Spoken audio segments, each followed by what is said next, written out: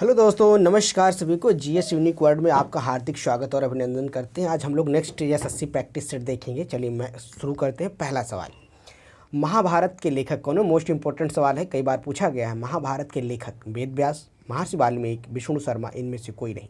चलिए जवाब दीजिए फटाफट। कौन है भाई महाभारत के लेखक? वेद व्यास है। महाभारत एक बहुत बड़ा एक कथा है ना, तो कौन है?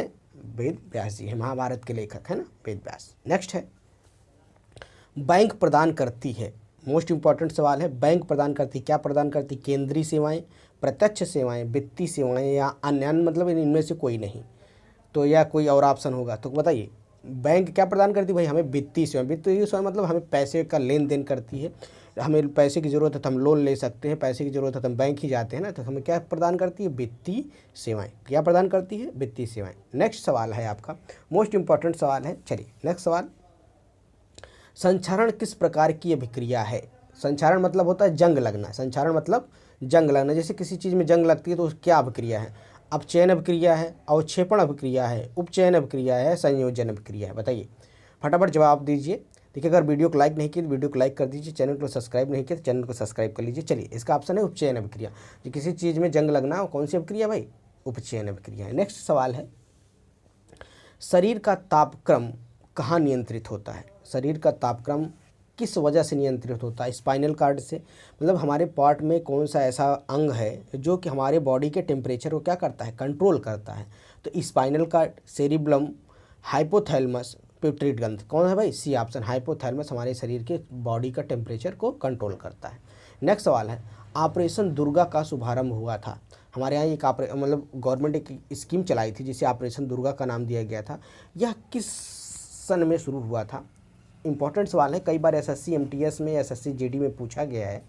लास्ट ईयर के आप पेपर देखिए तो प्रैक्टिस सेट में मिल जाएगा। तो 14 अप्रैल 2017 को, 15 अप्रैल 2017 को, 15 अगस्त 2017 को, इनमें से कब हुआ था भाई? 14 अप्रैल 2017 को। मोस्ट इंपॉर्टेंट सवाल है। नेक्स्ट सवाल है, कंप्यूटर साक्षरता दिवस कब मनाया जाता है? कंप्यूटर साक्षरता दिवस के बारे में पूछ रहा है। जैसे कंप्यूटर के साक्षरता के, कंप्यूटर की एजुकेशन के बारे में कौन सा दिवस मनाया जाता है? 5 दिसंबर को, 14 दिसंबर को, 22 दिसंबर को या 2 दिसंबर को? चलिए जवाब दीजिए। मोस्ट इंपॉर्टेंट सवाल है, कई बार पूछे थे। कंप्यूटर के एकदम सिंपल सवाल है, 2 दिसंबर को कंप्यूटर साक्षरता दिवस मनाया जाता है। कौन सा ऑप्शन सही हो गया? D option.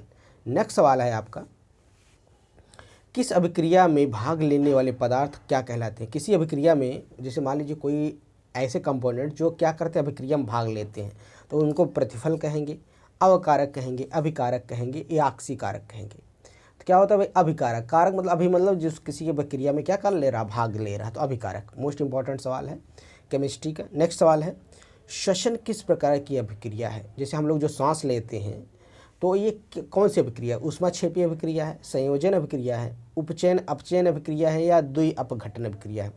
मोस्ट इंपॉर्टेंट सवाल, इसको अंडरलाइन करिए, छपने वाला सवाल, क्योंकि पूछा गया है कई बार कि श्वसन किस प्रकार की अभिक्रिया है?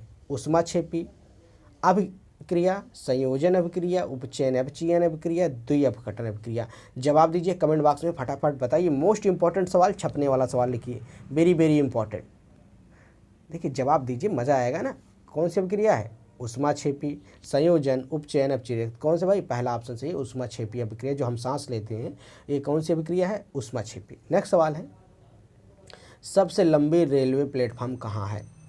मोस्ट इंपॉर्टेंट सवाल, कई बार पूछा गया, मार रिपीटेड सवाल। आप कोई भी एग्जाम प्रैक्टिस सेट उठाइए, देखिए मिल जाएगी। इलाहाबाद में, हाजीपुर में, चेन्नई में, गोरखपुर में? बताइए। अब आप एक जवाब दीजिए, गोरखपुर कौन सा रेलवे जोन में आता है? चलिए, या इलाहाबाद कौन सी जोन? तो भाई सबसे ज़्यादा कौन है? गोरखपुर का प्लेटफॉर्म बहुत लंबा प्लेटफॉर्म है, जो कि विश्व में लंबा माना जा रहा है ना। हाँ। नेक्स्ट है, भारत के किस राज्य में रेलवे लाइन नहीं है? भारत के किस राज्य में रेलवे लाइन, मतलब ऐसे कौन सा राज्य जहाँ पर अभी ट्रेन का कोई सुविधा ही नहीं है? तो मेघालय, तेलंगाना, उड़ीसा, अन्य। ये रेलवे में कई बार पूछा गया सवाल है, इसलिए इसको अंडरलाइन कर लीजिए, क्योंकि कुछ रिपीटेड सवाल होते हैं जो एसएससी रेलवे में काफ़ी आने की संभावना रहती है। तो भारत में किस राज्य में रेलवे लाइन नहीं है? फटाफट जवाब दीजिए। चलिए बताइए, किसी का अभी तक जवाब नहीं है भाई, बताइए कहाँ है भाई? अरे तेलंगाना में भाई साहब अभी तक कोई रेलवे लाइन नहीं है। नेक्स्ट सवाल है, भारत पानीपत की दूसरी लड़ाई किन के बीच हुई थी? इंपॉर्टेंट सवाल है। पानीपत, देखिए पानीपत की 3 लड़ाई हुई थी, प्रथम लड़ाई, द्वितीय, तृतीय। तो पानीपत की दूसरी लड़ाई के बारे में पूछ रहा है, तो बैगम खान और हेमू के बीच में, अकबर और मिर्ज़ा हकीम के बीच में, अकबर और बैगम खान के बीच में, अकबर और राणा प्रताप के बीच में। पानीपत की दूसरी लड़ाई पूछ रहा है। देखो अकबर जिसमें है तो उनको देखिए कि अकबर की जो लड़ाई हुई थी तीसरी लड़ाई थी, तो इसमें कौन सा ऑप्शन बचता है? ए ऑप्शन, बैगम खान और हेमू। हेमू मतलब हेमचंद सूरी के नाम या हेमू के नाम से जाना जाता है। तो इसमें किसकी विजय हुई थी, ये जवाब दीजिए। अब आप बताइए किस सन में हुआ था दूसरी लड़ाई, बताइए कमेंट बॉक्स में जवाब दीजिए। तो ऑप्शन कौन सा सही हो गया? 11 का ए ऑप्शन, बैगम खान और हेमू के बीच में पानीपत की दूसरी लड़ाई हुई थी। याद रखिएगा, मोस्ट इंपॉर्टेंट सवाल है, इसके बारे में कई बार पूछा गया है। तो पानीपत का प्रथम युद्ध पूछ ले, डेट पूछ लेता है, ठीक है। नेक्स्ट सवाल है, मोहम्मद गोरी कहाँ का शासक था? मोहम्मद गोरी कहाँ से आया हुआ था, ये पूछ रहा है। तो अफगानिस्तान का था, इराक था, पारसिया का था, तुर्की था, बताइए। मोहम्मद गोरी, देखिए मोहम्मद गोरी एक ऐसा था जो कई बार आक्रमण किया था, है ना।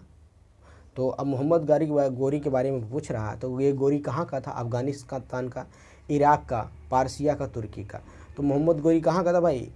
इराक का, है ना, इराक का ही था। चलिए, मोस्ट इम्पॉर्टेंट सवाल है। तो मोहम्मद गोरी कहाँ का शासक था? कई बार पूछा गया सवाल है। अफगानिस्तान, इराक, पारसिया, तुर्की। देखिए आप लोग वीडियो को लाइक नहीं किया, वीडियो को लाइक कर दीजिए। चैनल को सब्सक्राइब नहीं किया, चैनल को सब्सक्राइब कर दीजिए। अपने दोस्तों में भी शेयर करिए, ताकि देखिए इस सेशन में थोड़ा सा मेहनत लगती है, तो आपको हमारा ऊर्जा है। अगर आप हमें वीडियो को सब्सक्राइब करते, लाइक करते, तो हमें भी थोड़ा सा मोटिवेशन मिलता है, ठीक है। तो हमें भी अच्छा लगता है। कहाँ का था भाई? इराक का शासक था। चलिए नेक्स्ट है, योजना आयोग का प्रतिस्थापन किससे हुआ था? मतलब योजना आयोग, अभी तो जिसके पहले योजना आयोग थी, तो योजना आयोग का नाम बदल के किस नाम के आयोग में किया गया था? योजना आयोग के बारे में कहा गया है, बताइए। योजना आयोग का नाम का प्रतिस्थापन किसमें हुआ? केंद्र आयोग, मुखर्जी आयोग, नीति आयोग या अन्य, बताइए। योजना आयोग का, देखिए भाई जब हमारे यहाँ मोदी सरकार आती है तो इसके पहले योजना आयोग था, जो कि 5 ईयर का प्लान तैयार करते थे, जिससे सारे बजट में काम होते थे ना। तो अब उस योजना आयोग का नाम बदला गया, तो उसका क्या रखा गया? केंद्र आयोग, मुखर्जी आयोग, नीति आयोग, अन्य। मोस्ट इम्पॉर्टेंट सवाल है, कई बार पूछा गया है। तो क्या नीति आयोग रखा? किसने किया? मोदी जी ने किया। कब किया? अब आप सन बताइए, देंगे कमेंट बॉक्स में जवाब दीजिए, किस सन में किए थे। चलिए नेक्स्ट सवाल है, मनुष्य के सूंघने की क्षमता को नियंत्रित करता है? जिससे मनुष्य, हमारे अंदर जो सूंघने की पावर होती है, उसको कौन नियंत्रित करता है? मान ली हमें स्मेल आ रही है, इसका कंट्रोल कौन करता है? तो ऑप्टिकल पाली, घ्राणदेंडी पाली, सेरिब्रम, इनमें से कोई नहीं। ऑप्टिकल पाली या घ्राणेंद्रिय पाली या सेरिब्रम, बताइए। तो कौन सा ऑप्शन हो गया? बी ऑप्शन, घ्राणेंद्रिय पाली क्या होती है भाई? हमें सूंघने की क्षमता को नियंत्रित करती है। नेक्स्ट है, मनुष्य में बुद्धि की चतुराई का केंद्र है, जो हमारे अंदर कहते हैं ना बहुत चतुर है, तो चतुर आदमी या चतुर का केंद्र, बुद्धि के अंदर चतुराई का केंद्र को क्या कहा जाता है? कहा गया है बुद्धि में चतुराई का क्या होता है? Cerebrum, hypothalamus, cerebrum, spinal cord. क्या होता है भाई? सेरिब्रम हमारे अंदर चतुराई का केंद्र होता है। नेक्स्ट सवाल है, पहली सहायक संधि कौन सी थी?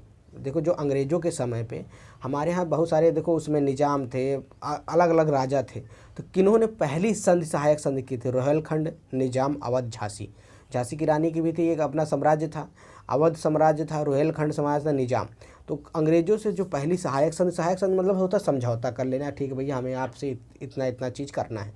तो सहायक संधि सबसे पहले किसने स्वीकार की थी? तो किसने किया था भाई? निजाम। मतलब कुछ मुस्लिम एक निजाम होते थे ना, जो राजा टाइप, तो उन्होंने क्या किया था? पहली सहायक संधि को स्वीकार कर लिया था।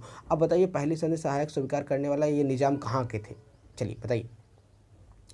नेक्स्ट सवाल है, बर्फ़ पर दाब बढ़ाने से उसका गलनांक क्या होता है? जैसे मान लीजिए बर्फ़ पर दाब बढ़ा दें, टेम्परेचर बढ़ाएं, तो क्या होगा? गलनांक घट जाएगा, बढ़ जाएगा, अपवर्तित रहेगा, शून्य हो जाएगा। मान लीजिए बर्फ़ है, तो बर्फ़ का गलनांक पूछ रहे हैं। गलनांक मतलब होता है कि मेल्टिंग पॉइंट क्या बढ़ेगा? अगर प्रेशर बढ़ाएंगे तो क्या हो जाएगा? घट जाएगा, बढ़ जाएगा, अपवर्तित रहेगा या शून्य हो जाएगा?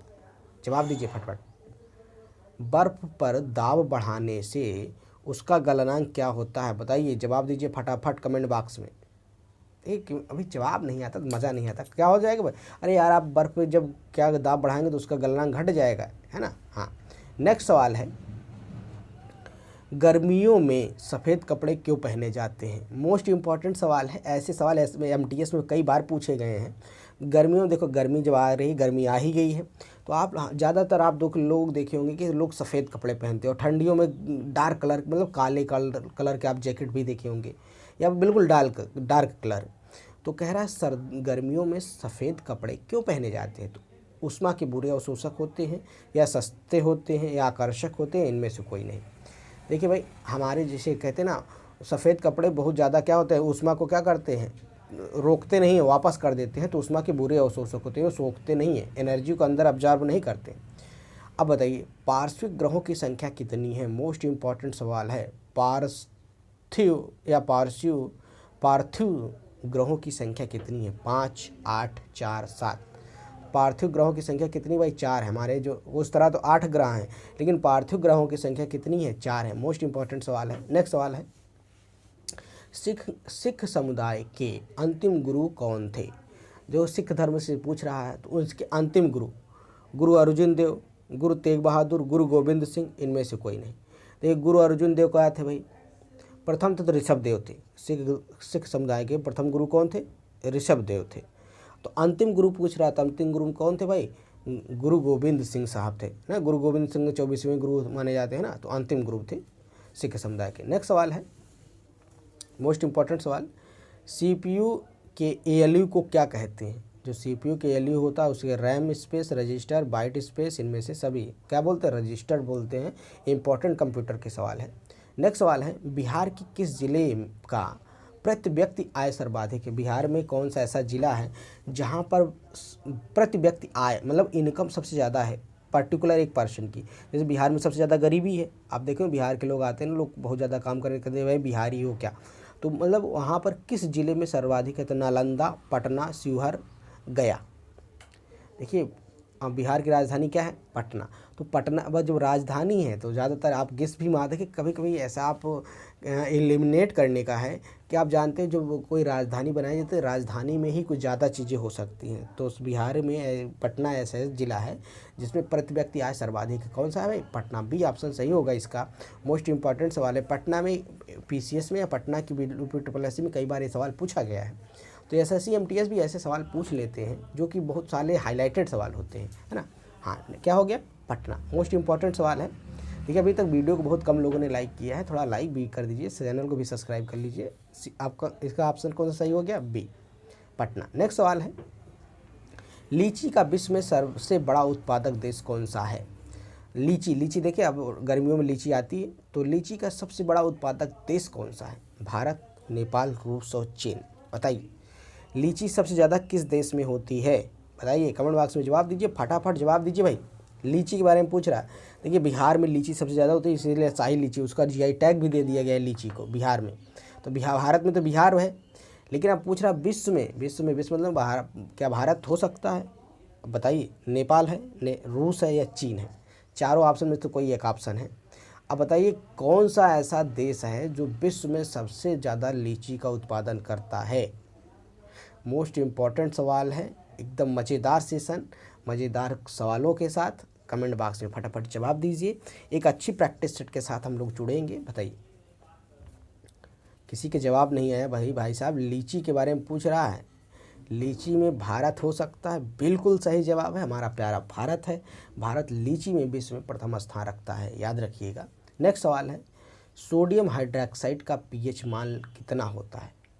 सोडियम हाइड्रोक्साइड का pH मान पूछ रहा है। pH मान, pH स्केल, और इसको किसने डिफाइन किया था, तो 11 है, 12 है, 13 है, 14 है। pH मान, ये pH मान शुरू होता है 0 से 14 तक। 7 उदासीन होता है, 7 से नीचे कम, 7 से कम तो अम्लीय हो जाता है, 7 से अधिक तो क्षारीय हो जाता है। तो इसका मतलब सोडियम हाइड्रोक्साइड कैसा विलयन है, क्षारीय विलयन है, क्योंकि 11 से ऊपर बता रहा है। तो इसमें 11 होगा, 12 होगा, 13 होगा। ये कई बार SSC में पूछा गया सवाल है। बताइए, चलिए, किसका कोई जवाब नहीं आया, बताइए, फटाफट जवाब दीजिए। 24वां नंबर का सवाल है, 4 लिखा है, 24 नंबर का। 14 होता है सोडियम हाइड्रोक्साइड का pH मान। नेक्स्ट है 25वां इस सेशन का लास्ट सवाल, किस उदासीन विलयन का पीएच मान, किसी उदासीन विलयन है, मान लीजिए न्यूट्रल विलयन है, तो उसका पीएच मान कितना होता है? 7, 2, 9, 11। बिल्कुल आसान सवाल इस सेशन का, बिल्कुल मज़ेदार सेशन के साथ। सबसे आसान सवाल, लास्ट सवाल का जवाब दीजिए फटाफट कमेंट बॉक्स में। और चलिए देखिए, जब विलयन उदासीन नाम न्यूट्रल सोल्यूशन है तो उसका विलयन का पीएच मान कितना अभी बताए थे? 0 से 14 के बीच होता तो 7 होता है न्यूट्रल। क्या हो गया? ऑप्शन ए बिल्कुल सही जवाब है। अगर वीडियो पसंद आता है तो चैनल को लाइक करिए, चैनल को सब्सक्राइब करिए और वीडियो को लाइक करिए और अपने दोस्तों में भी शेयर करिए और कमेंट भी करिए। Thank you all of you. अगर कोई कमी लगती है तो उसको भी कमेंट बॉक्स में जवाब दीजिए, कमेंट करिए, है ना। Thank you all of you. Good day.